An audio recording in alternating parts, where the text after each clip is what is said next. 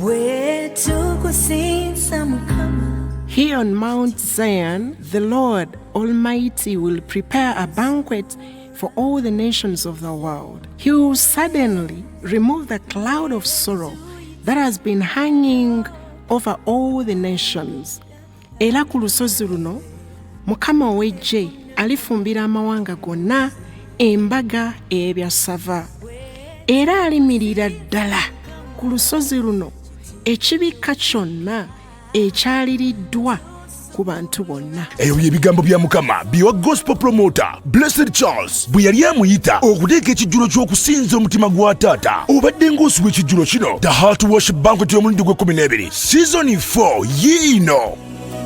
Olina ennyonta y'okusinza Mukama, teekateeka omutima gwo ojje otwegatteko awo ku Streams of Life Church Mengo ew'omusumba Gerard Mwebe ng'inaku z'omwezi 12 Desemba ssaawa 8 mpaka ssaawa 12. Teweerabira masiki yo bw'obojja okuyingira kwa bwereere ate nga SOPs zaakugobererwa. Tugenda kubeera ne ku social media live ku mikolo gya Blessed Charles BGPevents blowinga ku Facebook era osubscribinga ku YouTube oyanirize n'abalala okutwegattako. Tosuwa abasinza ab'enjawulo nga bakulimbiddwa Pastor Robert Senyonga, Pastor Favor Senfuma, Kalo Budwick, Zoe Patra, Florence Mukwaya, Regan Kabunga n'abalala. Bw'ayagala okumanya ebisingawo kuba ku ssimu eno noti 7 noti 3 35 63 eri ne ku WhatsApp MEGA4 Worship Banquet 2021 ewagiddwa Streams of Life Church, Jajja Medical Center, Steva Christian High School, X Options Boutique ne Sango Stationers. Kitegekeddwa Blessed Gospel Promotions, BGPevents. Come sing the Father's heart.